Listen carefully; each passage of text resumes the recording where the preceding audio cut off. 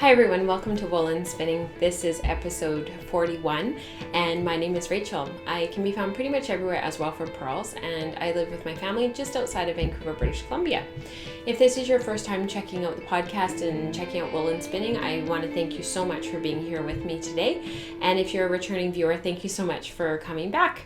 We have a big show this week because it was Spinzilla last week. It is an event put on by the International Needle Arts Association, and it was busy. I'm team captain for Team Sweet Georgia, and we had a monster spinning week. People submitted just an incredible amount of yardage. We had quite a few people on the team this year that were first-time spinners for Spinzilla, which was really awesome. And if you participated, you'll know how grueling the week is. And I do have a few things to show you as a result of my spinning last week. So I did get quite a bit done, not as much as I'd hoped, but like I said last time, I wasn't expecting to get a lot done anyhow. And I did beat my yardage from last year, so that was great. I have a little bit of housekeeping to cover just before we jump into the show because I have two massive giveaways one's massive, one is our regular giveaway to announce. The first one is because it's the second week of the month, it is our mug draw. This is for anybody who is a Patreon subscriber above $3 a month. And I enter all of the names into a big bucket and I draw out one, and maybe it will be you. So if you are not familiar with the Patreon subscription for the show, please head over to patreon.com/wellforpearls. This month, the mug will be sent across the Great Blue Ocean on to the Atlantic side. It's going to go eastbound from where I live all the way over to the UK to Angela, who is Tate Stent on Ravelry. So congratulations, Angela, and I will be popping that in the mail to you later this week. So I hope you enjoy it. This is massive. The next giveaway that I have to announce is for the Polywog. So for those who aren't familiar with a Polywog, it is a spinning wheel. It is designed for the young and the young at heart. So it is an ideal children's wheel, and it is also great for adults who are looking for a fun little wheel that they can take with them anywhere and everywhere they go. It is made by Spinolution. It is a really cool little wheel. I own one that I use for demos, and I also let the kids play with it. And I had pledged on Patreon that when we hit the milestone of $500 and maintained it for a couple of months, that I would give away a Polywog. So I have drawn a winner, and I would like to announce that Nancy Bootnick is the winner. So Nancy, I will be in touch with you about details about shipping it to you and chatting with you about all of that. So congratulations to Nancy, and thank you so much to everybody who is a Patreon winner. Patreon subscriber. You are all sort of entered into all of these little giveaways that we run every month, and I hope that eventually your name will come up. Our next giveaway will be next fall, unless we reach one of our next milestones, which will be to do it every 6 months. So that's really awesome. So congratulations again to Nancy. I wish I had like an applause button because it's huge to win a spinning wheel on a podcast. So congratulations again to Nancy. We have the color studies running in the group right now. We are currently deciding what kind of color we want to explore on our spinning wheels. So if you would like more information, please head over to the Ravelry group. Links will be in these sort of pseudo show notes that I write up. I've been making them more and more detailed every week because I do find that people use them. Those can be found at wellforpearls.com. Fiber Club has been mailed out for those who are Fiber Club subscribers. There are a couple of spots left in Fiber Club, so if you would like to subscribe to Fiber Club, please head over to patreon.com and you may be able to secure one of those spots.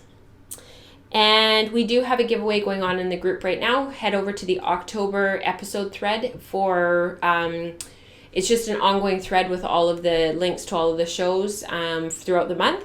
And it is being sponsored by Alexi of Sukoplaki in Finland, and he has generously donated a spinner's control card to give away to any lucky winner. Please answer the question. Tell us what would help you about having a spinner's control card. If you are not sure what a spinner's control card is, please head backwards and check out episode 40. I'm hoping that they will arrive in the mail in the next few days, and I can show you next week what they look like. As well, he is offering a discount code of 20%, which is huge, with all capitals Welford Pearls in the Etsy shop until the middle of November. So do take advantage of that. I hope that you will. And thank you again to Alexi. That was incredibly generous. So thank you. All right, I think that's it for our housekeeping today. I try to keep it quick with housekeeping because this is not a long show. And once we hit our next milestone, the show will be lengthening slightly. It will go from about, right now it's between 15 and 20 minutes, and it will go up to between 20 and 30 minutes. So that's exciting because I won't feel like I have to rush through some of the housekeeping. Although I'm hoping they'll give me more time to talk about the content, which is this kind of stuff. So you will notice today that I'm wearing my cowl. I called this the shifting cowl. I will write up the recipe for it when I have a chance. It is out of my hand spun. I spun some West Coast color in her Polworth yearling mohair and silk base, and I can't remember off the top of my head what the percentages were. I've been meaning to put them into my Ravelry page, and I keep forgetting. It's very gray, and it's got yellows and reds in it, and some undyed fiber was in there, creating sort of a little bit of lightness to the knit. And it is an infinity cowl. It is doubled around my neck. I don't want to move it because of the mic, but basically it's just a really awesome infinity cowl for the winter. And if you can believe it, I have never actually knit myself one before. This is my first one that I've actually knit for myself and kept. So that's really nice to finally have one that is for me. And I wore it all day today. We went to the zoo. It was a beautiful fall day here. The kids were running around in their hand knit sweaters, and we were just having a blast. And I wore it all day, and it was perfect to keep my chest warm without having to wear a jacket. So I wore a sweatshirt with this, and it was great. So I'm really happy with it. And like I said, I'll try to write it up in the next few months. Okay, so for Spinzilla, for those who have never participated in Spinzilla is a very intense week. There's a lot that goes on. It's a very, you'll notice that like Instagram blows up. Like it's just a really busy week, and it lasts for 7 full days. It starts at midnight on the Sunday night. It runs until midnight the following Sunday. And people just spin and spin and spin. And there's sort of this thing about the 10K club. There are a lot of people out there, especially more experienced spinners, who try to hit 10K. And we did have a few people on our team this year that hit 10K. So congratulations to them, because it's a huge accomplishment.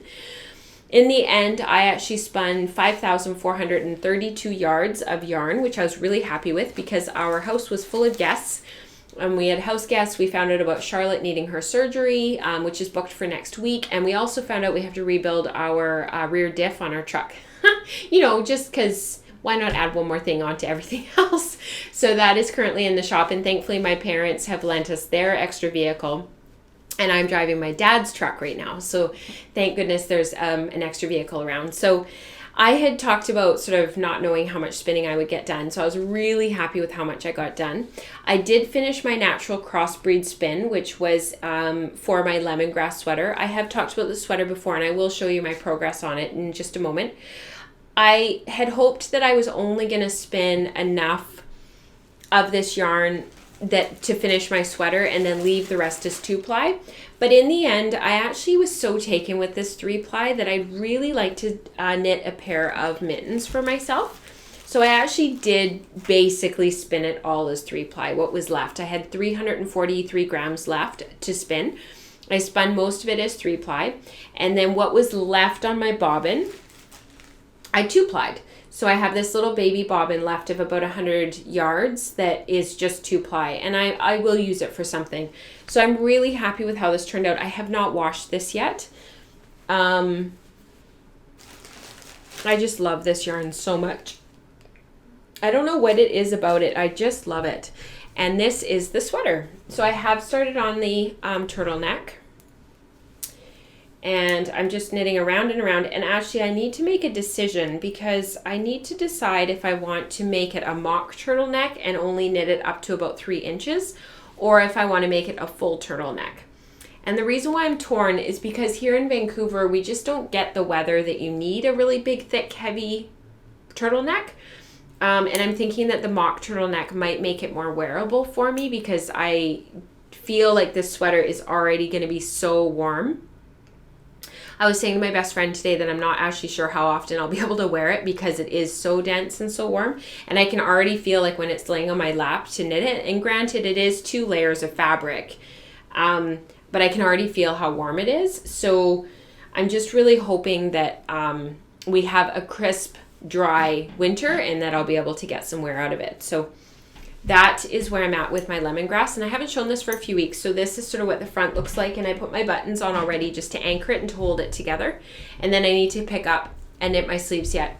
I did have a little bit of yarn left over before from my previous spinning. So I have this skein left and I have this skein. So I do have some yarn left for the sleeves and the collar, but I wanted to make sure that I had the rest spun before I went any further. And actually it's funny because it's been hanging out on my dress form for the last number of weeks. And now, because I pulled it off this yesterday to keep working on it, now my dress form is all nudie. So I need to find something to sit on it while I'm waiting to finish this off. The other thing that I worked on for Spinzilla was my California Variegated Mutant Suffolk and Meat Merino cross. This was a fleece that I had bought from my friend Margaret here, who is local to me. She raises Suffolk sheep, and in an effort to round out her stock, she had brought in some Meat Merino breeding stock that had come from South Africa, and they had used the ram and bred him to a couple of her ewes. And what happened was she had one ewe in particular that was his CVM, California Variegated Mutant, and Suffolk cross, and this was the resulting fleece. And she was so taken with the color and this grayish color that she decided to process it into roving. So this was from back in 2002, and she had it ever since. So I bought it from her last winter because she had never gotten around to spinning it. And while I absolutely love this white gray color, and it's one of my absolute most favorite colors, there was quite a bit of, there were areas of the fleece that were quite dark, and then there were areas that were quite light. And I was really curious about what it would look like if I over-dyed it with a little bit of black walnut. Kind of more of a wash than an actual dye. And so that is what I did. Oh, that's the kids. They're just getting ready for bed. My husband's been reading to them. So this is the finished spin. They're all 2-ply, and it is roughly a DK weight, and I have about 1,000, I think it was 1,000 and something yards, 1,070 yards or something like that. And I'm really looking forward to hopefully casting on for the sweater that I want to knit once I finish the lemongrass. So this was my major finished spin for Spinzilla, and I'm really happy with how it turned out. Our family that was staying with us is my in-laws, and they were quite curious about the natural dyeing process. So over dinner one night after we had sort of cleaned up and we were sort of done, I threw all of this into the mordanting bath, and then I mordanted with alum, and then I mordanted again with cream of tartar. And I did scour this before I dyed it because I wasn't sure. It was still a little bit greasy, but also because of the Suffolk, it's a bit downy. So I wasn't sure how clean the fleece really was. It had been sitting for a really long time. It was a little bit sticky in places to spin. So I scoured it first, and then I mordanted. And then my mother-in-law I was going to leave it after that and dye it this week. But my mother-in-law was really, really curious about what this whole natural dyeing process looked like. So I did actually dye it on the weekend and showed her sort of what that's like and what the process is like. And they were actually really interested. So that is how it turned out, and I'm really happy with it. And it's sort of a little bit caramelly rather than being so black gray. So it warmed it right up, and I'm really happy with it. So that was my major spin. I've actually been working quite a bit on my breed study. This is another thing that's going on in the Ravelry group right now. I better take a drink. My throat is dry. We've had a long day. A good day, but a long day. I have been working on my breed study, and I'm actually working on quite a big blog post to write up about this. I have spun all of my coop worth that I had put aside for myself to spin. I spun one of these long draw, and I spun the other with a short forward draw, pinching, pulling forward, and then letting go of the fiber. Going back into my fiber supply, pinch, pull forward, let go. This is the yarn that I did that with, and it's quite a bit denser than my long draw. The grist of the long draw was over 1,000 yards per pound, whereas the pinch, pull forward, let it go was 800 yards per pound, so pretty big difference. This ended up being a slightly thicker yarn, even though I was spinning from the same I had stripped the roving quite a few times, and so that my strips were the same diameter to start with, and yet my long draw ended up being quite a bit finer. This is sort of a fingering weight, light fingering, and this is more like a heavy fingering, light sport. So I'm going to knit them up, and I will publish that blog post probably later this month. I'm really happy with how they turned out, and I hope that you're enjoying your breed study as well. I did get some purple comb top in there that was on the floor. Got caught up with some of the, so I'm hoping I can pull that out with my needles. The other thing that I did while I was spinning the Coopworth was I actually used some neat's foot oil. This is a compound that you can buy. Some spinning shops will carry it. Some places that carry spinning wheels has it. You basically take the cap off and you dump it into the palm of your hand. And then you can rub the palms of your hands together to kind of help the oil to distribute over your hands. And then you can take the roving, pretend this isn't spun and that this is still roving, and you can kind of squeeze it off of your palm and onto the fiber all the way down. Because I found the Coopworth was quite flyaway, and it had parts of the roving where it almost sort of looked like it was, it had a slightly spongy texture, and I had a lot of fiber in my lap after I'd finished spinning, both of these samples actually. And I find that the Neat's Fit oil just helps to slide those fibers past each other a little bit better and create a slightly smoother spinning experience. And then when you go to wash it and finish it later, there's no evidence of any oil on the fiber at all. It actually just finishes quite nicely.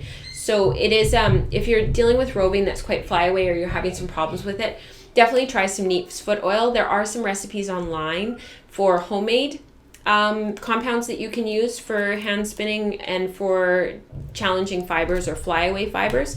There's one that uses, what's that stuff called? You just buy it at the grocery store, and you cut the capsule and you can pop it into the compound. Now it's completely, I just can't even remember. The name is on the tip of my tongue. Anyways, there's lots of recipes online.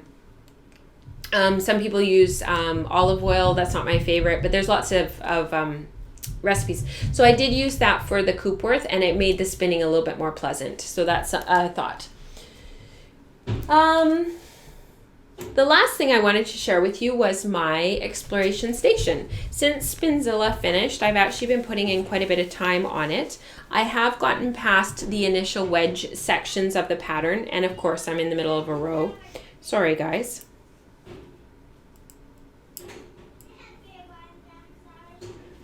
But